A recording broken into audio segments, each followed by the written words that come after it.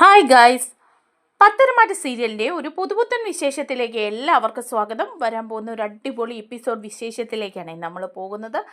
അങ്ങനെ അടുത്ത ആഴ്ചയിൽ നമുക്ക് കുറേ സസ്പെൻസ് നിറഞ്ഞ ഈ എപ്പിസോഡുകളാണ് വരാൻ പോകുന്നത്. അത് 1 മണിക്കൂർ സമയം നമുക്ക് പത്തരമാറ്റ് ഉണ്ട് കേട്ടോ. ആ 1 മണിക്കൂർ കൊണ്ട് കുറേ സസ്പെൻസുകൾ പൊളിച്ചടുക്കി അതിനൊക്കെ ശേഷം നല്ലൊരു കഥയിലേക്ക് തന്നെ നമുക്ക് സീരിയൽ പോകുമെന്ന് പ്രതീക്ഷിക്കാം. എന്തായാലും സത്യങ്ങളൊക്കെ നമ്മുടെ അബി അറിയാണ് കേട്ടോ. അബിയുടെ അച്ഛനാണ് നാഗേന്ദ്രൻ എന്നുള്ള വിവരം മനസ്സിലാക്കുകയാണ്. അങ്ങനെ സത്യങ്ങൾ അറിഞ്ഞു കഴിയുമ്പം അബിയെ ജ്വല്ലറിയുടെ MD സ്ഥാനത്തേക്ക് ആക്കുന്നുണ്ട് കേട്ടോ നാഗേന്ദ്രൻ. അങ്ങനെ നാഗേന്ദ്രനും അവന്തികയും അബിയും കൂടെ ചേർന്നിട്ട് ഒരുപാട് കളികളൊക്കെ നടത്താൻ പോവാണ്. അവന്തികയും അതുപോലെ തന്നെ അബിയും കൂടി ചേർന്ന് പല തന്ത്രങ്ങളും മെനയാണ് കേട്ടോ നമ്മുടെ അനന്തപുരിക്കാരെ തകർക്കാനായിട്ട്. അതൊക്കെ നമ്മുടെ നവ്യ പൊളിച്ചെടുക്കുന്നുണ്ട്. നവ്യയ്ക്കും ഏകദേശം ഇക്കാര്യത്തിൽ ബോധ്യമായി, സംശയങ്ങളൊക്കെ വന്നു തുടങ്ങിയിരിക്കുകയാണ്. നവ്യ അതെല്ലാം പൊളിച്ചടുക്കി കൊണ്ടുവരുന്നുണ്ട്. ആ ഒരു വിശേഷങ്ങളിലേക്കാണ് നമ്മൾ പോകുന്നത്. നമ്മുടെ വീഡിയോ ഇഷ്ടമായാൽ ഒന്ന് ലൈക്ക് ചെയ്യണേ, ഹൈപ്പ് ചെയ്യണേ, ചാനൽ കൂടി ഒന്ന് സബ്സ്ക്രൈബ് ചെയ്ത് സപ്പോർട്ട് ചെയ്യണേ. അങ്ങനെ നമ്മുടെ നയനയാണെങ്കിൽ അമ്പലത്തിലേക്ക് പോയിരിക്കുകയാണ്. അപ്പം നയന അമ്പലത്തിലേക്ക് പോകുമ്പം ആദർശിനോട് പറയുന്നുണ്ട്, ആദർശേട്ടാ ഞാനൊന്ന് അമ്പലത്തിൽ പോവുകയാണെന്ന് പറയുമ്പോൾ ആദർശ് പറയുന്നുണ്ട്, നീ തനിച്ച് പോകണ്ട, അമ്മയെ നമുക്ക് വിളിച്ചു വരുത്താം, അമ്മയും നീയും കൂടെ ഒന്നിച്ച് പോയാൽ മതി എന്ന് പറയാം. അപ്പം നയന പറയുന്നുണ്ട്, വേണ്ട ആദർശേട്ടാ, എന്തിനാ അമ്മയെ ബുദ്ധിമുട്ടിക്കുന്നത്, എനിക്കിപ്പോൾ ഇവിടുന്ന് വണ്ടിയുണ്ട്, അമ്പലത്തിൽ പോകുന്നതിന് ഒരു ബുദ്ധിമുട്ടും ഇല്ല, ഞാൻ പോയിക്കോളാം എന്ന് പറയണം. അങ്ങനെ നയന അമ്പലത്തിലേക്ക് ചെല്ലുകയാണ്. അമ്പലത്തിൽ ചെല്ലുമ്പം അവിടെ വെച്ച് നമ്മുടെ മുത്തശ്ശനെ കാണാണ്. മുത്തശ്ശനാണെങ്കിൽ നല്ല വിഷമത്തിൽ നിൽക്കുന്ന സമയമാണ്. മുത്തശ്ശൻ അവിടുത്തെ ആ പൂജാരിയോട് സംസാരിക്കുന്നൊക്കെ ഉണ്ട്. അപ്പോൾ പൂജാരിയുടെ അടുത്ത് ചെന്നിട്ട് നയനയുടെയും ആദർശിൻ്റെയും പേരിൽ പ്രത്യേക വഴിപാടുകളൊക്കെ മുത്തശ്ശൻ നടത്തുന്നുണ്ട് കേട്ടോ. അപ്പം പൂജാരി ചോദിക്കുന്നുണ്ട്, അതെന്താ നയനമോള് വരാറുണ്ട്, ഇപ്പോൾ വിശേഷം ഉണ്ടല്ലേ, ഇടയ്ക്കൊക്കെ ഇവിടെ വരാറുണ്ട് എന്ന് പറയണം. അപ്പോൾ പ്രത്യേക പൂജകൾ എന്നൊക്കെ ചെയ്തോളാം, നയനമോൾക്ക് ഇപ്പോൾ ഇത്തിരി സമയം മോശമാണ്, അതുകൊണ്ട് ശ്രദ്ധിക്കണം, എന്തായാലും പ്രശ്നമൊന്നും ഉണ്ടാവില്ല എന്നൊക്കെ പൂജാരി മുത്തശ്ശനോട് പറയുന്നുണ്ട്. അങ്ങനെ നിൽക്കുമ്പോഴാണ് നയന അവിടെ എത്തുന്നത്. അപ്പം നയന മുത്തശ്ശനെ കാണുമ്പോൾ നയനയ്ക്ക് ഭയങ്കര സന്തോഷമായിട്ട് നയന മുത്തശ്ശൻ്റെ അടുത്തേക്ക് ഓടി ചെല്ലുന്നുണ്ട്. എന്നിട്ട് ചോദിക്കുന്നുണ്ട്, മുത്തശ്ശ എന്താ മുത്തശ്ശി വരാതിരുന്നത് എന്ന് ചോദിക്കണം. അപ്പം മുത്തശ്ശൻ പറയുന്നുണ്ട്, അയാൾക്ക് ചെറിയ വയ്യായ്ക പോലെയൊക്കെയാണ്, അതുകൊണ്ട് രാവിലെ ഞാൻ ബുദ്ധിമുട്ടിക്കാൻ പോയില്ല, ഞാനിങ്ങ് പോന്നു എന്ന് പറയണം. അപ്പോൾ പറയുന്നുണ്ട്, മുത്തശ്ശ ആദർശേട്ടനോടുള്ള ദേഷ്യത്തിനൊന്നും മാറ്റം വന്നില്ലേ, ആദർശേട്ടൻ തെറ്റൊന്നും ചെയ്തിട്ടില്ല എന്ന് മുത്തശ്ശൻ അറിയാമല്ലോ, പിന്നെ എന്തുകൊണ്ടാണ് ഇങ്ങനെ ഇത്രയും കർക്കശമായിട്ടൊക്കെ ഇരിക്കുന്നത്, അതുപോലെ എൻ്റെ 3-ാം മാസ ചടങ്ങിനൊന്നും മുത്തശ്ശൻ എത്തിയില്ലല്ലോ, അതെനിക്ക് ഒരുപാട് വിഷമമായി എന്ന് പറയാം. അപ്പം മുത്തശ്ശൻ പറയുന്നുണ്ട്, അതൊക്കെ എൻ്റെ തീരുമാനങ്ങളാണ്, ആദർശ് തന്നെയല്ലേ ഇവിടെ തീരുമാനം എടുത്തിട്ട് ഇറങ്ങിപ്പോയത്, വീട്ടിൽ നിൽക്കാതെ അവൻ മാറി താമസിച്ചേക്കാമെന്നും എല്ലാം തെളിയിച്ചേക്കാമെന്നും ഒക്കെ തീരുമാനം എടുത്തതല്ലേ, അങ്ങനെയുള്ളപ്പോൾ പിന്നെ അതിലൊരു ഇടപെടലിൻ്റെ ആവശ്യമില്ലല്ലോ എന്ന് കരുതിയിട്ടാണ് ഞാൻ വരാതിരുന്നത്. ഇപ്പം ഇനി അവൻ അങ്ങനെ ഒരു തീരുമാനം എടുത്ത സ്ഥിതിക്ക് അവൻ്റെ വാശി തന്നെ നടക്കട്ടെ, ഞാൻ അതിലൊന്നും ഇടപെടാൻ പോകുന്നില്ല എന്ന് പറയാം. അപ്പോൾ നയന പിന്നെയും പറയുന്നുണ്ട്, ഞങ്ങളോട് ദേഷ്യമാണോ മുത്തശ്ശന്, എനിക്ക് നല്ല വിഷമമുണ്ട് മുത്തശ്ശ എന്ന് പറയണം. അപ്പോൾ മുത്തശ്ശൻ പറയുന്നുണ്ട്, എനിക്ക് ആരോടും ദേഷ്യമൊന്നുമില്ല, എന്നെ ധിക്കരിച്ച് അവിടെ നിന്ന് ഇറങ്ങിപ്പോയവരല്ലേ നിങ്ങളൊക്കെ, നിങ്ങളുടെയൊക്കെ തീരുമാനം നടക്കട്ടെ, നിങ്ങളുടെ വാശിയൊക്കെ ശരിക്കും നടന്നു കഴിയുമ്പോൾ നമുക്ക് തീരുമാനിക്കാമെന്നൊക്കെ പറയാം. അങ്ങനെയൊക്കെ സംസാരിച്ച് നയന മുന്നോട്ടങ്ങ് നടക്കുമ്പം തല കറങ്ങുന്നത് പോലെ എങ്ങനെയോ തട്ടി വീഴാൻ പോവുക. അപ്പം വീഴാൻ പോകുന്ന കണ്ടുകൊണ്ട് ഓടിച്ചില്ല മുത്തശ്ശൻ, നയന മോളെ എന്ന് പറഞ്ഞ്. അപ്പോഴേക്കും നയന ബോധം കെട്ട് വീഴാണ്. മുത്തശ്ശൻ കൈ താങ്ങി എടുക്കുന്നൊക്കെ ഉണ്ട്, മോളെ മോളെ എന്നൊക്കെ വിളിക്കുന്നുണ്ട്. അപ്പോൾ പെട്ടെന്ന് തന്നെ വണ്ടിയിൽ കയറ്റി മുത്തശ്ശൻ ഹോസ്പിറ്റലിൽ കൊണ്ടുപോവാണ്. മുത്തശ്ശന് നല്ല ടെൻഷനുണ്ട് കേട്ടോ. അങ്ങനെ ഹോസ്പിറ്റലിൽ ചെന്ന് കഴിയുമ്പോൾ അവിടെ കിടത്തിയിരിക്കുകയാണ്, അഡ്മിറ്റ് ആക്കിയിരിക്കുകയാണ് നയനയെ. അങ്ങനെ ആകുമ്പോഴേക്കും മുത്തശ്ശൻ അടുത്ത് ഇങ്ങനെ ഇരിക്കുക. അപ്പോൾ നയനെ കണ്ണ് തുറക്കുമ്പം കാണുന്ന മുത്തശ്ശനെയാണ്. അപ്പം നയനെ ചോദിക്കുക, മുത്തശ്ശൻ ബുദ്ധിമുട്ടി ഇവിടെ ഇരിക്കുകയാണോ, എനിക്ക് കുഴപ്പമൊന്നുമില്ലല്ലോ, മുത്തശ്ശൻ ഇവിടെ ടെൻഷൻ അടിച്ചിരിക്കേണ്ടായിരുന്നു എന്ന് പറയുമ്പം മുത്തശ്ശൻ പറയാണ്, ഞാൻ അറിയിക്കേണ്ടവരെ അറിയിച്ചിട്ടുണ്ട് കേട്ടോ, അവരൊക്കെ വരുന്നവരെ ഏതായാലും ഇവിടെ തന്നെ ഇരുന്നേക്കാമെന്ന് ഞാൻ തീരുമാനിച്ച കാര്യമാണ്, അവർ വന്നതിന് ശേഷമേ പോകുന്നുള്ളൂ എന്ന് പറയാം. അങ്ങനെ ഇരിക്കുമ്പം ദേവയാനിയും ആദർശവും ഒക്കെ എത്തുകയാണ്. അയ്യോ നയന മോളെ എന്ത് പറ്റി മോളെ എന്നൊക്കെ ചോദിക്കുകയാണ്. രാവിലെ ഇങ്ങനെ ടെൻഷൻ അടിച്ചൊന്നും ഇറങ്ങണ്ടായിരുന്നല്ലോ എന്ന് ആദർശ് പറയാണ്. ആദർശ് പറയുന്നുണ്ട്, ഞാൻ അപ്പോഴേ പറഞ്ഞതല്ലേ അമ്മയെ കൂടെ കൂട്ടുവിടാന്ന്, താൻ തനിയെ പോന്നിട്ടല്ലേ ഇപ്പം ഇത് സംഭവിച്ചതെന്ന് പറയാണ്. അപ്പോൾ നയന പറയുന്നുണ്ട്, ആ കറക്റ്റ് സമയത്ത് മുത്തശ്ശനും അവിടെ ഉണ്ടായിരുന്നു, അതുകൊണ്ട് ഒരു പ്രശ്നമില്ല, മുത്തശ്ശനെ എന്നെ ഹോസ്പിറ്റലിലാക്കി എന്ന് പറയാം. അപ്പോൾ മുത്തശ്ശൻ്റെ നേരെ ആദർശ് നോക്കുന്നുണ്ട്, മുത്തശ്ശ എന്ന് വിളിക്കുന്നുണ്ട്. അപ്പം മുത്തശ്ശൻ എണീറ്റിട്ട് പറയാണ്, ശരി നിങ്ങൾ വരുന്നവരെ ഞാനിവിടെ ഇരുന്നേ ഉള്ളൂ, ഇനിയിപ്പം നിങ്ങൾ വന്നല്ലോ കാര്യങ്ങളൊക്കെ നിങ്ങൾ നോക്കുമല്ലോ, ഞാൻ ഏതായാലും അങ്ങ് പോയേക്കുവാന്ന് പറയാം. അപ്പോൾ ദേവയാനി പറയുന്നുണ്ട്, അച്ഛാ എന്താ അച്ഛാ ഇങ്ങനെ ഒരു അകൽച്ച പോലെയൊക്കെ കാണിക്കുന്നത്, നയന മോളല്ലേ എന്ന് പറയുമ്പം ഞാൻ പോവാന്ന് പറഞ്ഞില്ലേ, നിങ്ങൾ മോളെയും കൂട്ടി വന്നാൽ മതി എന്ന് പറഞ്ഞ് മുത്തശ്ശൻ അവിടെ നിന്ന് പോകുന്നുണ്ട്. അങ്ങനെ നയന ഹോസ്പിറ്റലിലൊക്കെ ആയത് നമ്മുടെ നവ്യ അറിയാണ് കേട്ടോ.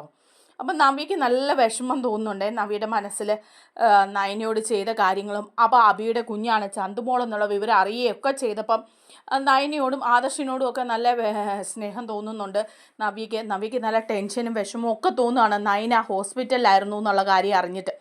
അങ്ങനെ നയനയെ ഡിസ്ചാർജ് ചെയ്ത് കൊണ്ടുവരുന്നുണ്ട്, ഗസ്റ്റ് ഹൗസിലേക്ക് തന്നെ കൊണ്ടുവരികയാണ്. അവിടെ തന്നെ കൊണ്ടുപോയി അപ്പോൾ അവിടുത്തെ ഹോം നേഴ്സും ചേട്ടനും ഒക്കെ നോക്കുന്നുണ്ട്. അങ്ങനെ നയന അവിടെ ഇരിക്കുന്ന സമയമാണ്. അപ്പം നമ്മുടെ നവ്യ ആണെങ്കിൽ ഇങ്ങനെ നയനെക്കുറിച്ച് ആലോചിക്കുന്നുണ്ട്, അവൾ ഹോസ്പിറ്റലിലായല്ലോ, ഒരുപാട് ടെൻഷൻ കാണും, ഇപ്പോഴാണെങ്കിൽ അനന്തപുരിയിൽ നിന്ന് പിറന്നെങ്കിൽ മാറി നിൽക്കുകയും ചെയ്യുകയാണല്ലോ എന്നൊക്കെ ഇങ്ങനെ നവ്യ മനസ്സിലോ ആലോചിക്കുക. അങ്ങനെ നവ്യ ഓഫീസിലേക്ക് ചെല്ലുകയാണ് കേട്ടോ. ഓഫീസിൽ ചെല്ലുമ്പോഴേക്കും നവ്യയെ അവിടുത്തെ മോഡലായിട്ടിരിക്കുന്നത് നവ്യാണല്ലോ. അപ്പം നവ്യ എങ്ങനെയെങ്കിലും മാറ്റിയിട്ട് അവിടെ നമ്മുടെ മാളവികയെ മോഡലായിട്ട് കൊണ്ടുവരാൻ അബി റെക്കമെൻഡ് ചെയ്തിരിക്കുകയാണ് ഡേവിഡിൻ്റെ മുമ്പിൽ. ഡേവിഡിനോട് അബി പറയുന്നുണ്ട്, നവ്യയാണിപ്പോൾ നമ്മുടെ മോഡൽ, അതിൻ്റെ ഭാര്യയൊക്കെയാണ് ശരി, പക്ഷേ അവളെക്കാളും ഒരു ബൂസ്റ്റപ്പ് കിട്ടും നമുക്ക് മാളവികയെ കൊണ്ടുവന്നാൽ. ആ കുട്ടി കുറച്ചുകൂടി ചെറുപ്പമല്ലേ, അതുപോലെ നല്ല സുന്ദരിയാണ്, നല്ല ഇൻ്റലിജൻ്റ് ആണ്, നല്ല ഡിസൈനിങ്ങിലൊക്കെ നല്ല കഴിവുള്ള ആളാണ്. അങ്ങനെ ഒരാളെ നമ്മുടെ ബ്രാൻഡ് അംബാസിഡർ ആക്കുന്നതിൽ ഒരു തെറ്റുമില്ല, നവ്യ തന്നെ വേണമെന്ന് ഒരു നിർബന്ധവും ഇല്ല. നവ്യ ഇപ്പോൾ കുറച്ചായില്ലേ, ആളുകൾ ആ മുഖമൊക്കെ കണ്ട് പഴകിയതല്ലേ, പുതിയ ഒരാളെ വയ്ക്കുന്നത് എപ്പോഴും നമുക്ക് നല്ലതായിരിക്കും എന്ന് പറയാം. അപ്പോൾ ഡേവിഡ് ചോദിക്കുന്നുണ്ട്, അതെന്താ അബിസാറെ അങ്ങനെ പറയുന്നത്, എന്തായാലും അബിസാറിൻ്റെ ഭാര്യയല്ലേ, എന്നിട്ട് കൂടി മാറ്റണമെന്ന് പറയുന്നത് എന്താണെന്ന് ചോദിക്കുമ്പോൾ പറയുന്നുണ്ട്, അതുകൊണ്ടൊന്നുമല്ല, അവൾ കുഴപ്പമൊന്നുമില്ല, പക്ഷേ അതിലും നല്ലൊരാൾ വരുന്നത് നമുക്ക് നല്ലതല്ലേ, പുതിയൊരു മുഖം കൂടി നമുക്ക് പരീക്ഷിച്ച് നോക്കാം എന്ന് പറയുമ്പോൾ ഡേവിഡ് പറയാണ്, ശരി അങ്ങനെ ചെയ്യാമെന്ന് പറയാം. അപ്പോൾ അടുത്ത പരസ്യ ചിത്രത്തിലേക്ക് മാളവികയെ റെക്കമെൻഡ് ചെയ്യാൻ അബി. അങ്ങനെ മാളവികയുമായിട്ട് അബി സംസാരിക്കുന്നുണ്ട് ഈ കാര്യത്തെക്കുറിച്ച്. അപ്പം മാളവിക പറയുക, അയ്യോ സാറ് എനിക്കിതിലൊന്നും താല്പര്യമില്ല, എനിക്കിങ്ങനെ മോഡലിംഗ് ഒന്നും ചെയ്യണമെന്ന് താല്പര്യമില്ല, ഞാനിപ്പോൾ ഡിസൈനിങ് ചെയ്യുന്നുണ്ടല്ലോ അത് മതി എന്ന് പറയാണ്. അപ്പോൾ അബി പറയാം, അതെന്താ മാളവിക അങ്ങനെ പറഞ്ഞത്, അങ്ങനെ പറയേണ്ട കാര്യമൊന്നുമില്ലല്ലോ, മാളവിക ഇപ്പം തന്നെ അതിസുന്ദരിയാണ്, പിന്നെ ഒന്നുകൂടിയൊക്കെ ഒന്ന് ശ്രദ്ധിച്ചാൽ ഒരു നല്ല മോഡലിനെ പോലെ തന്നെയാകാൻ പറ്റും. ഞാൻ നോക്കിയിട്ടിപ്പം ജ്വല്ലറിയുടെ മോഡലായിട്ട് വരാൻ ഇപ്പോൾ ഇവിടെ ഉള്ളതിൽ ഏറ്റവും നല്ലത് മാളവികയാണ്, പുറത്തൊന്നും ഒരു മോഡലിനെ എടുക്കേണ്ട ആവശ്യം തന്നെ ഇല്ലെന്ന് ഞാനാണ് ഡേവിഡ് സാറിനോട് പറഞ്ഞത്, നമുക്കിവിടെ മാളവിക ഉള്ളപ്പം പുറത്തൊന്നും ഒരാളുടെ ആവശ്യമില്ലല്ലോ എന്ന് പറയാം. അപ്പം മാളവിക പറയുന്നുണ്ട്, അതൊക്കെ ശരിയാ സാറേ, പക്ഷേ എനിക്ക് മോഡലിങ്ങിൽ ഒരു പരിചയമില്ല, ശരിയാവുമെന്ന് തോന്നുന്നില്ല എന്ന് പറയാം. അപ്പോൾ അബി പറയുന്നുണ്ട്, അതൊന്നും കുഴപ്പമില്ല, കാര്യങ്ങളൊക്കെ ഞങ്ങൾ പഠിപ്പിച്ചു തരാം. നവ്യ അവൾ ഒരുപാട് മോഡലിംഗ് ചെയ്തിട്ടൊന്നും അല്ലല്ലോ ഈ രംഗത്തേക്ക് വന്നത്, ഇവിടെ വന്നിട്ട് തന്നെയാണ് കാര്യങ്ങൾ പഠിച്ചതെന്ന് പറയുമ്പം ഉടനെ തന്നെ മാളവികയെ ചോദിക്കുക, അതെന്താ സാറേ നവ്യ മേഡം പോരായിരുന്നോ, സാറിൻ്റെ വൈഫല്ലേ, വളരെ സുന്ദരിയല്ലേ, നവ്യ മേഡം പോരായിരുന്നോ ജ്വല്ലറിയുടെ മോഡൽ, ഇപ്പോൾ ഒരു മാറ്റത്തിൻ്റെ ആവശ്യമുണ്ടോ എന്ന് ചോദിക്കുക. അപ്പം മാളവിക അബി പറയുന്നുണ്ട്, അതൊന്നും അല്ല, അവളിപ്പോൾ കുറേ ആയില്ലേ, അവളെ കണ്ട് ആൾക്കാർക്ക് അങ്ങ് പരിചയമായി, ഇനി പുതിയൊരു മുഖം വരുമ്പം അത് നമ്മുടെ കമ്പനിക്ക് നന്നായിട്ട് പ്രയോജനപ്പെടുമെന്ന് പറയണം. അപ്പോൾ മാളവിക ഏകദേശമൊക്കെ സമ്മതിച്ച മട്ടിൽ പോവാണ്. മനസ്സിലിങ്ങനെ മാളവിക വിചാരിക്കുന്നുണ്ട്, എടാ അബി നിൻ്റെ മനസ്സിൽ എന്താണെന്നുള്ള കാര്യം എനിക്ക് നന്നായിട്ട് അറിയാം, സാറില്ല ഇപ്പം ഇങ്ങനെയൊക്കെ തന്നെ അങ്ങ് പോട്ടെ എന്ന് മാളവിക മനസ്സിൽ വിചാരിക്കുന്നുണ്ട്. അതിനൊക്കെ ശേഷം ഈ വിവരം നമ്മുടെ നവ്യ അറിയാണ്. അപ്പം നവ്യയ്ക്ക് മനസ്സിൽ എന്താണെന്ന് വെച്ചാൽ നല്ല ടെൻഷനുണ്ട്. നവ്യ ഉടനെ തന്നെ ഡേവിഡിനെ കണ്ട് ഈ കാര്യം ചോദിക്കാൻ പോവുക, തന്നെ മാറ്റിയിട്ട് പുതിയ മോഡലിനെ അതായത് മാളവികയെ വച്ചോ എന്നുള്ള കാര്യം അറിഞ്ഞിട്ട് വരുവാണ്. അങ്ങനെ ഡേവിഡിൻ്റെ ക്യാബിനിലേക്ക് കയറി വന്നിട്ട് നവ്യ ചോദിക്കുന്നുണ്ട്, സാർ എനിക്കൊരു കാര്യം ചോദിക്കണം, അതിനു വേണ്ടിയാണ് ഞാൻ വന്നതെന്ന് പറയാം. അപ്പോൾ ഡേവിഡ് ചോദിക്കുന്നുണ്ട്, അല്ല ഇരിക്കും നവ്യ, എന്താ കാര്യമാണ് ചോദിക്കാനുള്ളതെന്ന് ചോദിക്കുക. അപ്പോൾ നവ്യ പറയാം, അല്ല ഇരിക്കുന്നൊന്നുമില്ല, ഞാനായിരുന്നല്ലോ ജ്വല്ലറിയുടെ മോഡൽ, എനിക്ക് നല്ല സാലറിയും തന്ന് ഞാൻ മോഡലായതിന് ശേഷം കമ്പനിക്ക് ഉയർച്ചയല്ലേ ഉണ്ടായിട്ടുള്ളൂ, ഒരു തളർച്ചയുണ്ടായിട്ടില്ലല്ലോ, പിന്നെ എന്തുകൊണ്ടാണ് പെട്ടെന്ന് എൻ്റെ ഈ മോഡലിൻ്റെ സ്ഥാനത്തുനിന്ന് മാറ്റിയിട്ട് ഇപ്പോൾ എനിക്ക് വരെ അടുത്ത ആടിൽ മാളവികയെ വെച്ചത്, മാളവികയെ ആരാ സെലക്ട് ചെയ്തത്, മാളവിക ഇവിടുത്തെ ഡിസൈനർ അല്ലേ എന്ന് ചോദിക്കുക. അപ്പോൾ ഉടനെ ഡേവിഡ് പറയാം, അതെ അതൊക്കെ സെലക്ട് ചെയ്ത് അബിസാറ് തന്നെയാണ്, മേഡത്തിൻ്റെ ഭർത്താവ് അബിസാറാ പറഞ്ഞത്, നവ്യ ഇപ്പോൾ കുറച്ച് പഴകിയില്ലേ, അതുകൊണ്ട് നവ്യയെ മാറ്റിയിട്ട് മാളവികയാക്കാമെന്ന്, മാളവിക ഒരു പുതിയ മുഖം ആയതുകൊണ്ട് നമുക്കത് പ്രയോജനപ്പെടുമെന്നാണ് പറഞ്ഞത് എന്ന് പറയണം. അപ്പോൾ ഉടനെ നവ്യ ചോദിക്കുക, അബി അങ്ങനെ പറഞ്ഞോ എന്നെ മാറ്റണമെന്ന്. അപ്പോൾ ഡേവിഡ് പറയാം, അബിസാറാണ് മാളവികയെ മോഡലാക്കാമെന്ന് പറഞ്ഞത്, ഇല്ല ഞാൻ നോക്കിയപ്പോഴും അത് നല്ലൊരു കാര്യമാണ്, ഇടയ്ക്ക് നമ്മുടെ മോഡൽസൊക്കെ മാറി വരുന്നത് കമ്പനിക്ക് പ്രയോജനമല്ലേ ചെയ്യുള്ളൂ എന്ന് ചോദിക്കാം. അപ്പം നവ്യയുടെ മനസ്സിലേക്ക് അബി ഇങ്ങനെ ചെയ്തല്ലോ എന്നുള്ള ഒരു ഇത് വരികയാണ്. അപ്പം നവ്യ മനസ്സിലോർക്കുക, എടാ അബി, നീ എവിടെ കയറിയ കൊളുത്തി കളിക്കുന്നതെന്ന് എനിക്ക് മനസ്സിലാവുന്നുണ്ട്. നിനക്കിപ്പോൾ എന്നെ ഒഴിവാക്കിയാൽ കൊള്ളാമെന്നുണ്ട്. അനഘയെ ഒഴിവാക്കിയ പോലെ ഇനി എന്നെയും കുഞ്ഞിനെയും ഒഴിവാക്കിയിട്ട് ആ മാളവിയെ സ്വീകരിക്കാൻ വേണ്ടിയിട്ടായിരിക്കും നിൻ്റെ ശ്രമം. ഇപ്പോൾ മാളവികയുടെ നേരെ നിനക്കൊരു നോട്ടമൊക്കെ ഉണ്ടെന്നുള്ള കാര്യം എനിക്കറിയാം. അതുകൊണ്ട് നീ കളിക്കുന്നത് അതുകൊണ്ടാണ്. അവളെ വീഴ്ത്താൻ വേണ്ടിയിട്ടായിരിക്കും നീ ഇപ്പോൾ അവളെ മോഡലായിട്ട് സെലക്ട് ചെയ്തിട്ട് എന്നെ ഒഴിവാക്കിയത്. ഏതായാലും നിനക്കുള്ള പണി ഞാൻ തരാൻ തന്നെ തീരുമാനിച്ചിട്ടുണ്ട്. ഇവരെല്ലാവരും കൂടെ ഒത്താ കളിക്കുന്നതെന്ന് എനിക്ക് തോന്നുന്നുണ്ട്. അബിയുടെ ഭാഗത്തുനിന്ന് പിന്നെ ഒരു ന്യായവും പ്രതീക്ഷിക്കേണ്ട കാര്യമില്ലല്ലോ എന്നൊക്കെ പറയുകയാണ്. അതിനുശേഷം അവിടെ നിന്ന് ഇറങ്ങിപ്പോരുകയാണ് നവ്യ. അപ്പം നവ്യയുടെ മനസ്സിൽ നല്ല ടെൻഷൻ. നവ്യ ഇങ്ങനെ ഇരുന്ന് ആലോചിക്കുകയാണ് കേട്ടോ. വീട്ടിൽ വന്നിട്ട് എന്ത് മാത്രം ദ്രോഹമാണ് ഞാൻ നയനയോട് ചെയ്തത്. അതുപോലെ ആദർശേട്ടനോടും. ചന്തുമോള് ആദർശേട്ടൻ്റെ കുഞ്ഞാണെന്നുള്ള ഒരു ധാരണയിൽ ഞാൻ എത്രമാത്രം മോശമായിട്ടൊക്കെ അവരോട് പെരുമാറിയിട്ടുണ്ട്. ആ കുഞ്ഞിനോട് ഞാൻ എന്ത് മോശമായിട്ട് പെരുമാറിയിട്ടുണ്ട്. അപ്പോൾ നമ്മുടെ ചന്തുമോൾ അവിടെ ഇരിക്കുന്ന കാണുകയാണ്. അപ്പോൾ ചന്തുമോളുടെ അടുത്തേക്ക് ചെല്ലുക നവ്യ. എന്നിട്ട് വിളിക്കുന്നുണ്ട്, മോളെ ഇങ്ങോട്ട് വന്നേന്ന് പറയുമ്പോൾ ചന്തുമോൾക്ക് ഒരു പേടിയൊക്കെ തോന്നുക. ഇനിയിപ്പോൾ നവ്യ വിളിച്ചിട്ട് നവ്യ എന്തെങ്കിലുമൊക്കെ ചെയ്യാനാണോ, വഴക്ക് പറയുമോ, അങ്ങനെയുള്ള ഒരു പേടി ചന്തുമോൾക്കും തോന്നുന്നുണ്ട്. ചന്തുമോൾ പറയാം, ഇല്ല ഞാൻ വരുന്നില്ല എന്ന് പറഞ്ഞ് അങ്ങ് പോവാണ്. അപ്പം നവ്യ ആലോചിക്കുക, പാവം കുഞ്ഞ്, അതിനെ ഞാൻ ഒരുപാട് ഉപദ്രവിച്ചിട്ടുണ്ട്, ഒരുപാട് കുറ്റപ്പെടുത്തിയിട്ടുണ്ട്. അതിൻ്റെ അമ്മ ഈ അവസ്ഥയിലായി കിടക്കുന്നതിന് കാരണം ആ ദുഷ്ടൻ അബിയാണ്. അവനെപ്പോലെ ഒരു ദുഷ്ടനെ ഈ ഭൂമിയിൽ ജീവിച്ചിരിക്കാൻ പോലും അവസരം ഉണ്ടാക്കി കൊടുക്കരുത്. പക്ഷെ തൽക്കാലം അവനിങ്ങനെ പോകട്ടെ. അവനുള്ള പണി ഘട്ടം ഘട്ടമായിട്ട് ഞാൻ കൊടുത്തിരിക്കും. ഈ നവ്യ ആരാണെന്ന് അവനെ ഞാൻ കാണിച്ചു കൊടുത്തിരിക്കും എന്നൊക്കെ നവ്യ ഓർക്കുന്നുണ്ട് കേട്ടോ. അങ്ങനെ ഇങ്ങനെ ആലോചിച്ചുകൊണ്ടിരിക്കുമ്പം അബി അങ്ങോട്ട് വരുന്നുണ്ട്. അബി വന്നിട്ട് നവ്യെന്ന് വിളിക്കുകയാണ്. അപ്പം നവ്യ പെട്ടെന്ന് ഞെട്ടിപ്പോവാണ് കേട്ടോ. മനസ്സിൽ മുഴുവൻ അബിയെ കൊല്ലണം എന്നുള്ള ചിന്തയുമായിട്ടാണ് നവ്യ ഇരിക്കുന്നത്. അപ്പം നവ്യ ഞെട്ടിപ്പോവാം. അപ്പം അബി ചോദിക്കുന്നുണ്ട്, എന്താ നവ്യെ, നീ എന്താ ആലോചിച്ചുകൊണ്ടിരുന്നത്, അല്ല ഇത്ര ഞെട്ടാനായിട്ട് എന്ന് പറയുമ്പോഴേക്കും നവ്യക്ക് നല്ല ദേഷ്യം വരികയാണ്. നവ്യ എണീറ്റ് നിന്നിട്ട് ചോദിക്കുക, എടാ അബി, എനിക്ക് നിന്നോടൊരു കാര്യം ചോദിക്കാനുണ്ട്. നീ ജ്വല്ലറിയിൽ മാനേജറായെന്നുള്ളതൊക്കെ സത്യം തന്നെയാണ്. നീ അവിടെ മാനേജറായിട്ടിരിക്കാൻ കാരണം ഞാനാണ്. ഞാൻ റെക്കമെൻഡ് ചെയ്തതുകൊണ്ടാണ് നിനക്ക് അവിടെ ജോലി കിട്ടിയത്. അത് നീ മറക്കരുതെന്ന് പറയാം. അപ്പോൾ അബി പറയുന്നുണ്ട്, അത് ഞാൻ മറന്നിട്ടില്ലല്ലോ, നീ റെക്കമെൻഡ് ചെയ്തിട്ട് തന്നെയാണ് എനിക്ക് കിട്ടിയത്. അല്ല എന്താ നീ ഇപ്പോൾ ഇത്ര ദേഷ്യപ്പെടാൻ, എന്തെങ്കിലും പ്രശ്നമുണ്ടോ എന്ന് ചോദിക്കാം. അപ്പോൾ ഒന്ന് നവ്യ പറയാം, ഓഹോ അപ്പോൾ നീയൊന്നും അറിഞ്ഞില്ലല്ലേ, നീയല്ലേ ഡേവിഡ് സാറിനോട് റെക്കമെൻഡ് ചെയ്തത് ആ മാളവികയ്ക്ക് വേണ്ടി, അവളെ അവിടുത്തെ മോഡലാക്കാൻ നീയല്ലേ റെക്കമെൻഡ് ചെയ്തത്. എന്നെ ആ പരസ്യത്തിൽ നിന്ന് ഒഴിവാക്കിയത് നീ കാരണമല്ലേ എന്ന് ചോദിക്കുകയാണ്. അപ്പോൾ അബി പറയാ, ഓഹോ അതാണല്ലേ നിന്റെ ദേഷ്യത്തിൻ്റെ കാര്യം. ഏടി നവ്യേ, നീ മനസ്സിലാക്ക്, നീ ഇപ്പം ജ്വല്ലറിയിലെ ഒരു സ്റ്റാഫാണ്, അവിടുത്തെ മോഡലാണ്, അവിടുത്തെ ജോലിയൊന്നും നിനക്ക് പോയിട്ടില്ലല്ലോ. അതുപോലെ തന്നെ ഞാൻ അവിടുത്തെ ഒരു മാനേജറാണ്. അപ്പോൾ നമ്മൾ ചിന്തിക്കേണ്ട ഒരു കാര്യമുണ്ട്, ജ്വല്ലറിക്ക് ഉയർച്ച ഉണ്ടായാലേ നമുക്ക് ഉയർച്ച ഉണ്ടാവുള്ളൂ. ഞാൻ അവിടെ മാനേജറായിട്ട് ഇരിക്കുമ്പം നല്ല നല്ല കാര്യങ്ങളൊക്കെ ചെയ്ത് ജ്വല്ലറിയിൽ സെയിൽ കൂടിയാലല്ലേ ഉള്ളൂ എനിക്ക് പ്രയോജനം ഉണ്ടാവുള്ളൂ. അപ്പോൾ പിന്നെ സ്ഥിരമായിട്ട് നീ ഒരു മോഡലായിട്ട് ഇരുന്നാൽ അത് കാണുന്നവർക്ക് ഒരു അരോചകമായി തീരും. കുറേ നാൾ ഒരു മോഡലിനെ തന്നെ കാണുന്നതിൽ നല്ലത് മാറ്റി മാറ്റി നമ്മൾ പരീക്ഷിക്കുന്നതല്ലേ. അതുകൊണ്ടാണ് അടുത്ത ആടിൽ നിനക്ക് പകരം മാളവിയെ ചേർക്കാമെന്ന് വിചാരിച്ചത്. അല്ല മാളവിക്ക് എന്തെങ്കിലും കുഴപ്പമുണ്ടോ? അവൾ നല്ല സുന്ദരിയായ പെൺകുട്ടിയല്ലേ. അങ്ങനെ ഒരു മാറുന്ന മുഖം വരുന്നത് ജ്വല്ലറിക്ക് നല്ലത് തന്നെയല്ലേ, അത് നമുക്ക് നല്ലതല്ലേ, അത് നീ മനസ്സിലാക്കണ്ടേ എന്ന് ചോദിക്കുക. അപ്പം നവ്യയ്ക്ക് കാര്യം പിടികിട്ടാണ്. നവ്യ പറയുന്നുണ്ട്, മനസ്സിലാവുന്നുണ്ട്, കാര്യങ്ങളൊക്കെ എനിക്ക് നന്നായിട്ട് മനസ്സിലാവുന്നുണ്ട്. ഇനി നീ കൂടുതലൊന്നും പറഞ്ഞു തരാനൊന്നും നിൽക്കണ്ടെന്ന് പറയാം. അല്ല നീ ദേഷ്യപ്പെടാതെ, ഈ പരസ്യം അല്ലെങ്കിൽ അടുത്ത പരസ്യം നിനക്ക് കിട്ടുമല്ലോ എന്ന് പറയുമ്പം നവ്യ നീ ഒന്ന് നിർത്ത് എന്ന് പറഞ്ഞ് അങ്ങോട്ട് ഇറങ്ങി പോവാണ് കേട്ടോ. അതിനുശേഷം കാണിക്കുന്നത് പിന്നെ അനന്തപുരിയിൽ ജലജയും ദേവയാനിയും ജാനകിയും കൂടിയുള്ളൊരു സംസാരമാണ്. അപ്പം നായന ഹോസ്പിറ്റലിലായിരുന്നുള്ള വിവരമൊക്കെ എല്ലാവരും അറിഞ്ഞിരിക്കുകയാണല്ലോ.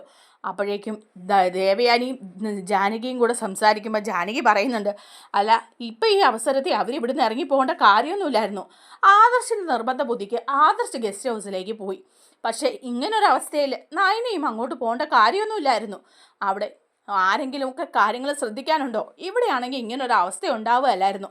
ഇതിപ്പം തല കറങ്ങി വീഴുക എന്നൊക്കെ പറഞ്ഞാൽ ഇന്ന് പറയാം. അപ്പോൾ ദേവയാനി പറയുന്നുണ്ട്, നയന മോൾക്ക് ആദർശില്ലാതെ ഇവിടെ നിന്നാൽ ഇതിലും കൂടുതൽ ടെൻഷനാവും. അവരുടെ ഇഷ്ടം അതാണെങ്കിൽ അങ്ങനെ തന്നെ ചെയ്യട്ടെ എന്ന് ഞാനും വിചാരിച്ചു. പിന്നെ ഹോം നേഴ്സൊക്കെ ഉണ്ടല്ലോ അവിടെ നോക്കാൻ നയനയുടെ കാര്യങ്ങൾ എന്ന് പറയാണ്. അപ്പോൾ പറയുന്നുണ്ട് ദേവയാനി, അച്ഛനും ഉണ്ടായിരുന്നു ആശുപത്രിയിൽ. ഞങ്ങൾ ചെല്ലുമ്പം അമ്പലത്തിൽ അച്ഛനുണ്ടായിരുന്നു. അച്ഛനാണ് അവളെ ആശുപത്രിയിലേക്ക് കൊണ്ടുവന്നത്. എന്തായാലും ദൈവം അവളുടെ കൂടെ തന്നെയുണ്ട്. അതുകൊണ്ടല്ലേ അങ്ങനെ ഒരു അവസരം ഉണ്ടായി എന്ന് പറയുമ്പോൾ ജലജി അങ്ങോട്ട് പറയാണ്, പിന്നെ ദൈവം കൂടെയുണ്ട്. കാണാം, എപ്പോഴും ദൈവം കൂടെ ഉണ്ടായാൽ മതി. അഹങ്കാരത്തിൻ്റെ പുറത്തല്ലേ അവൾ ഇറങ്ങിപ്പോയത്, അതിൻ്റെയൊക്കെ അവൾ അനുഭവിക്കാതെ ഇരിക്കാനും പോകുന്നില്ല എന്നിങ്ങനെ പറയുകയാണ് കേട്ടോ. അതിനൊക്കെ ശേഷമാണെങ്കിൽ കാണിക്കുന്നത് നമ്മുടെ അവന്തിക ഇങ്ങനെ ഡേവിഡിനെ വിളിക്കുകയും എടുക്കുകയും ഒക്കെ ചെയ്യുന്നത് നമ്മുടെ അബിക്ക് നല്ല സംശയമായിട്ട് അബി ചോദ്യം ചെയ്തിട്ടൊക്കെ ഇരിക്കുകയാണ്. നീയും ഡേവിഡും തമ്മിൽ എന്താണ് ബന്ധം, എന്താണ് നിങ്ങൾ തമ്മിൽ ഒരു ഫോൺ വിളിയും കാര്യങ്ങളും ഒക്കെ എന്നൊക്കെ അബി ചോദിച്ചിരിക്കുന്ന സമയത്താണ് അബിക്ക് അവന്തികയെ നല്ല സംശയം തോന്നുകയാണ്. അവന്തികയും ഡേവിഡും തമ്മിൽ എന്തോ കണക്ഷൻ ഉണ്ടല്ലോ, അതെന്താണെന്ന് പറയുന്നുമില്ല എന്നിങ്ങനെ വിചാരിക്കാം. അങ്ങനെ ഇരിക്കുമ്പോഴാണ് അബി കാണുന്നത് നമ്മുടെ അവന്തിക ഒരു ഫോൺ ചെയ്യാണ്. അത് നാഗേന്ദ്രയാണ് കേട്ടോ അവന്തിക വിളിക്കുന്നത്. എന്നിട്ട് നാഗേന്ദ്രയോട് സംസാരിക്കുന്നുണ്ട്. എവിടെയാണുള്ളത് എന്ന് ചോദിക്കുക. അപ്പോൾ പറയുന്നുണ്ട്, ഞാൻ നമ്മുടെ ആ ഹോട്ടൽ റൂമിൽ തന്നെയുണ്ട് എന്ന് പറയാം. അപ്പോൾ അവന്തിക പറയുന്നുണ്ട്, ആ ഹോട്ടൽ റൂമിലുണ്ടല്ലേ, എന്നാൽ ഞാൻ ഹോട്ടൽ റൂമിലേക്ക് വരാം, നമുക്ക് അവിടെ വെച്ച് കാണാം, കുറച്ച് കാര്യങ്ങളൊക്കെ സംസാരിക്കാനുണ്ട് കേട്ടോ എന്നൊക്കെ പറഞ്ഞ് വളരെ കാഷ്വലായിട്ട് സംസാരിക്കുകയാണ്. അതുപോലെ തന്നെ ഭയങ്കരമായിട്ട് കാര്യങ്ങളൊക്കെ പറഞ്ഞ് ചിരിക്കുകയും തമാശ പറയുകയും ഒക്കെ ചെയ്യാം. ഇത് അബി ഇങ്ങനെ ഒളിഞ്ഞു നിന്ന് കാണുക. അപ്പം ഈ മനസ്സിലാലോചിക്കുക, ഇവൾ ആരെ ഇത്രയധികം വിളിച്ച് സംസാരിക്കുന്നത്? അല്ല, ഹോട്ടൽ റൂമിലുണ്ടെന്നും അങ്ങോട്ട് വരാമെന്നും ഒക്കെ പറയുന്നുണ്ടല്ലോ, അത് ആരായിരിക്കും? ഇനി ആ ഡേവിഡ് എങ്ങാനും ആയിരിക്കുമോ? അയാളും അവന്തികയും തമ്മിൽ എന്താ ബന്ധം? എന്തായാലും ഇത് കണ്ടെത്തിയിട്ടേ ഉള്ളൂ, ഇവളുടെ മനസ്സിലെ രഹസ്യം എന്താണെന്ന് കണ്ടെത്തിയിട്ടേ ബാക്കി കാര്യമുള്ളൂ എന്ന് വിചാരിച്ച് അവന്തിക അവിടുന്ന് വണ്ടി എടുത്ത് ഇറങ്ങാണ് കേട്ടോ. ആ പുറകെ തന്നെ നമ്മുടെ അബിയും ഇറങ്ങാണ്. അബി അവന്തികയെ ഫോളോ ചെയ്ത് ചെല്ലുക. അപ്പോൾ അവന്തിക മറ്റേ ആ ഹോട്ടലിന് മുന്നിലാണ് ചെല്ലുന്നത്. അവിടെ ഹോട്ടലിൽ റൂമിൽ ഡേവിഡ് ഉണ്ടല്ലോ. അപ്പോൾ അവന്തിക അവിടെ ചെന്നിട്ട് അവിടെ നിന്ന് ഇറങ്ങി പോവാണ്, ഹോട്ടലിൻ്റെ അകത്തേക്ക് പോവുക. അപ്പോൾ ആ പുറകെ നമ്മുടെ അബിയും പോകുന്നുണ്ട്. അപ്പോൾ അവന്തിക ചെന്ന് കയറുന്ന ആ ഹോട്ടൽ റൂമിലേക്കാണ് നമ്മുടെ നാഗേന്ദ്ര ഇരിക്കുന്ന റൂമിലേക്ക്. അങ്ങനെ നാഗേന്ദ്രയും അവന്തികയും തമ്മിൽ ഇങ്ങനെ സംസാരിച്ചുകൊണ്ട് നിൽക്കുകയാണ്. അപ്പോൾ ഓരോ കാര്യങ്ങൾ പറയുകയാണ് അബിയെക്കുറിച്ചും അബി AM ജ്വല്ലറിയിലെ മാനേജറായതിനെ കുറിച്ചിട്ടുമൊക്കെ അവരിങ്ങനെ സംസാരിച്ചുകൊണ്ട് നിൽക്കുക. അപ്പോൾ ഫോളോ ചെയ്ത് വരുന്ന അബിയും ആ ഒപ്പം വന്ന് കയറുകയാണ്. കയറുമ്പോഴേക്കും കാണുന്നത് അവന്തികയും നാഗേന്ദ്രയും കൂടെ സംസാരിക്കുന്ന ആ നാഗേന്ദ്രയെ കണ്ടിട്ട് സ്വന്തം അച്ഛനൊക്കെയാണ് ചെറുപ്പത്തിൽ പോയതൊക്കെയാണ്, പിന്നെ ഒരു ഫോട്ടോ പോലും കണ്ടിട്ടില്ലാത്ത മട്ടിലാണ് അബി പറയുന്നത്. അബി അവന്തികയോട് ചോദിക്കുക, എടി ഇതാരാടി, ഇത് ആരായി നിൽക്കുന്നതെന്ന് നിൻ്റെ കൂടെ എന്ന് ചോദിക്കുക. അപ്പോൾ അവന്തിക പറയുന്നുണ്ട്, അല്ല നിനക്ക് മനസ്സിലായില്ലേ എന്ന് ചോദിക്കുകയാണ്. ഇല്ല, എനിക്ക് മനസ്സിലായില്ല, ഇത് ആരാടി, ഇത് നീ ആരെ കാണാനാടി ഹോട്ടൽ റൂമിൽ വന്നത്, നീ ഇയാളും തമ്മിൽ എന്താടി ബന്ധം എന്ന് ചോദിക്കുക. അപ്പോൾ ഉടനെ നാഗേന്ദ്ര ചോദിക്കുകയാണ് അബിയോട്, അതെ നിനക്ക് മനസ്സിലായില്ലേ അബി, നിനക്ക് എന്നെ മനസ്സിലായില്ലേ എന്ന് ചോദിക്കുക. ഇല്ല, എനിക്ക് നിങ്ങളെ മനസ്സിലായില്ല, നിങ്ങൾ ആരാ, എന്താ ഇവളുമായിട്ടുള്ള ബന്ധം എന്നൊക്കെ ചോദിക്കുമ്പം നാഗേന്ദ്ര പറയാണ്, എടാ സ്വന്തം അച്ഛനെ നിനക്ക് മനസ്സിലാക്കാൻ പറ്റിയില്ലടാ, എടാ നിൻ്റെ അച്ഛൻ നാഗേന്ദ്രയാടാ ഞാൻ, നിനക്ക് എന്നെ കണ്ടിട്ട് മനസ്സിലായില്ലല്ലേ, എന്തൊരു ജന്മം എന്ന് നാഗേന്ദ്ര പറയുക. അപ്പോൾ അബി അങ്ങ് ഞെട്ടിപ്പോവാണ് കേട്ടോ, സ്വന്തം അച്ഛനാണെന്ന് പറയുമ്പം. അപ്പോഴേക്കും അബി അങ്ങോട്ട് ചെല്ലുക, അച്ഛനോ എന്ന് പറഞ്ഞ് ചെല്ലുകയാണ്. അതെ, ഞാനാടാ നാഗേന്ദ്ര, AM ജ്വല്ലറിയുടെ MD. നീ ഇപ്പം AM ജ്വല്ലറിയിൽ മാനേജറായിട്ട് ഇരിക്കുന്നില്ലേ, ആ AM ജ്വല്ലറിയുടെ ഉടമസ്ഥൻ ഞാനാടാ. നിൻ്റെ അമ്മയും നിൻ്റെ അപ്പൂപ്പനും എല്ലാവരും കൂടി അവിടെ നാട്ടിൽ പുറത്താക്കിയില്ലേ അനന്തപുരിയിൽ നിന്ന് എന്നെ, ആ നാഗേന്ദ്രയാടാ ഞാൻ ഇന്ന് വിജയിച്ച് മുന്നേറിയിരിക്കുകയാണ്. അനന്തപുരിയെ തകർക്കാൻ വേണ്ടിയിട്ടുള്ള എല്ലാ കളികളും ഞാൻ കളിച്ചുകൊണ്ടിരിക്കുകയാണ്. അതാണിപ്പോൾ എൻ്റെ ലക്ഷ്യം. നീ എന്താ വിചാരിച്ചത്, നിൻ്റെ ഭാര്യ നയനെ റെക്കമെൻഡ് ചെയ്തിട്ടാണ് നീ അവിടെ മാനേജറായിട്ട് കയറിയതെന്നോ? അല്ല, നീ എൻ്റെ മോനായതുകൊണ്ടാടാ നീ അവിടെ കയറിയത്. ഇനി കമ്പനികളുടെ എല്ലാം ഉടമസ്ഥനും MDയും ഒക്കെ നീയാടാ. അനന്തപുരിയെ, മൂർത്തി ജ്വല്ലറിയെ നീ അങ്ങ് മറന്നേക്ക്. നിനക്ക് AM ജ്വല്ലറി ഉണ്ട്, അവരെ തകർക്കുക എന്നുള്ള ഒരു ലക്ഷ്യത്തോടു കൂടിയാണ് ഞാൻ മുന്നോട്ട് വന്നത്. നിൻ്റെ മുത്തശ്ശനുണ്ടല്ലോ ആ അനന്തമൂർത്തി, അയാളുടെ അവസാനം കണ്ടിട്ടേ ഈ നാഗേന്ദ്ര പോവുള്ളൂ. നാഗേന്ദ്രയെ ഉപദ്രവിച്ചവരെല്ലാം കണ്ണീര് കുടിപ്പിക്കും, അതാ എൻ്റെ ലക്ഷ്യം. നിനക്കറിയോ, ദേ ഇവള് മാളവിക, ഇവള് നേരത്തെ തന്നെ അവന്തിക, ഇവള് നേരത്തെ തന്നെ എന്നെ തിരിച്ചറിഞ്ഞു. ഇവള് അയർലൻഡിൽ പഠിക്കാൻ പോയ സമയത്ത് തന്നെ എന്നെ മനസ്സിലാക്കി, എൻ്റെ കൂടെ നിൽക്കാടാ. ഇതിനൊക്കെ ചുക്കാൻ പിടിക്കുന്നതേ ദേ ഇവളാ. എന്നിട്ട് അവൾ അവിടെ നന്നായിട്ട് അഭിനയിക്കാന്ന് പറയുമ്പം അഭി പറയാ, അവന്തികെ നീ എന്നിട്ട് അവിടെ മുത്തശ്ശിയുടെയൊക്കെ പെറ്റായിട്ടാണല്ലോ നിൽക്കുന്നത്. അതെ, ഞാൻ അഭിനയിക്കായിരുന്നു എൻ്റെ അച്ഛൻ്റെ വിജയം കാണാൻ വേണ്ടിയിട്ട്. ഇനിയിപ്പം നമ്മൾ 2 പേരും ഉണ്ടാവണം നമ്മുടെ അച്ഛൻ്റെ വിജയം കാണാൻ ഇനി എന്ന് പറയണം. അപ്പം നാഗേന്ദ്ര പറയാ, അഭി നീയാണ് ഇനി നമ്മുടെ സ്ഥാപനങ്ങളുടെ എല്ലാം MD, എല്ലാ ചുമതലകളും നിന്നെ ഏൽപ്പിക്കുകയാണ്. ഇപ്പം നീ പുറത്ത് ഇതൊന്നും അറിയിക്കരുത്. പിന്നീട് നമ്മൾ ഇതെല്ലാം ചെയ്യുമെന്ന് പറയുമ്പോൾ അബിക്ക് സന്തോഷം കൊണ്ട് നിൽക്കാൻ വയ്യ കേട്ടോ. ഇത്രയും വലിയൊരു സ്ഥാപനത്തിൻ്റെ MD ആവുകയാണല്ലോ എന്നൊക്കെ ഓർത്തിട്ട് അബി നാഗേന്ദ്രയെ അങ്ങ് കെട്ടിപ്പിടിക്കുന്നുണ്ട്. അങ്ങനെ അച്ഛനും മക്കളും ഒക്കെ ഒന്നായിരിക്കുക. ഇനിയിപ്പോൾ അനന്തപുരക്കാരെ മൂർത്തീസ് ജ്വല്ലറിയെ തകർക്കാനുള്ള പ്ലാന് ഒന്നിച്ച് തന്നെ തീരുമാനിക്കുകയാണ്. അബിയും അവന്തികയും കൂടെ തീരുമാനിക്കുക കേട്ടോ. അങ്ങനെ ഒരു ദിവസം അനന്തപുരിയിൽ വെച്ച് നമ്മുടെ അബിയും അവന്തികയും കൂടെ സംസാരിക്കുകയാണ്. എങ്ങനെയാണ് മൂർത്തീസ് ജ്വല്ലറിയെ തകർക്കാൻ പറ്റുന്നത് എന്നുള്ള കാര്യത്തെക്കുറിച്ച് അവർ സംസാരിക്കുന്നത്. അച്ഛൻ്റെ ഒപ്പം നിന്ന് മുത്തശ്ശനെ ഇല്ലാതാക്കണം എന്നാണ് അവർ ചിന്തിക്കുന്നത്. അവർ പറയാണ്, മുത്തശ്ശൻ ഇല്ലാതായാൽ ഈ മൂർത്തീസ് ജ്വല്ലറി തകരും എന്നത് ഉറപ്പാണ്. ആദർശിനെ കൊണ്ട് മാത്രം ഇതൊന്നും കരകയറ്റി കൊണ്ടുവരാൻ പറ്റില്ല. മുത്തശ്ശനെ ഇല്ലാതാക്കാൻ നമുക്ക് നോക്കണം, അതിനുള്ള കാര്യങ്ങൾ ചെയ്യണം. അപ്പോൾ അബി പറയാണ്, അതിനെന്താണ് ചെയ്യേണ്ടത്, മുത്തശ്ശൻ്റെ കരുത്ത് എന്താണെന്ന് നിനക്കറിയോ എന്ന് അവന്തികയോട് ചോദിക്കുക. അവന്തിക പറയുന്നുണ്ട്, പിന്നെ എനിക്കറിയാം, എന്തായാലും മുത്തശ്ശൻ അധികം ആയുസുണ്ടാകാൻ പാടില്ല എന്ന് പറഞ്ഞ് ഇവർ ചർച്ച ചെയ്തുകൊണ്ട് നിൽക്കുക. അപ്പം ഇതെല്ലാം കേട്ടോണ്ട് നമ്മുടെ നവ്യ റൂമിലേക്ക് വരികയാണ്. അപ്പം നവ്യ ഇതെല്ലാം കേട്ട് കഴിയുമ്പം നവ്യ ഞെട്ടിപ്പോവാണ് കേട്ടോ. ഇവർ രണ്ടും ഒന്നായതും അവന്തികയുടെ നാടകവും എല്ലാം നവ്യയ്ക്ക് മനസ്സിലായിട്ട് നവ്യ ഇതെല്ലാം നവ്യയുടെ മൊബൈലിൽ വീഡിയോ എടുക്കുകയാണ് കേട്ടോ. നവ്യ അന്തം വിട്ട് കാണുവാണ്. അങ്ങനെ നവ്യ ഈ സത്യങ്ങളൊക്കെ മനസ്സിലാക്കിയിരിക്കുകയാണ്. അബിയും അവന്തികയും ഒന്നായെന്നും അതുപോലെ AM ജ്വല്ലറി നാഗേന്ദ്രയുടെ ആണെന്നും ഒക്കെയുള്ള കാര്യം. നമ്മുടെ വീഡിയോ ഇഷ്ടമായാലൊന്ന് ലൈക്ക് ചെയ്യണേ, ഹൈപ്പ് ചെയ്യണേ, ചാനൽ കൂടി ഒന്ന് സബ്സ്ക്രൈബ് ചെയ്ത് സപ്പോർട്ട് ചെയ്യണേ. Thank you.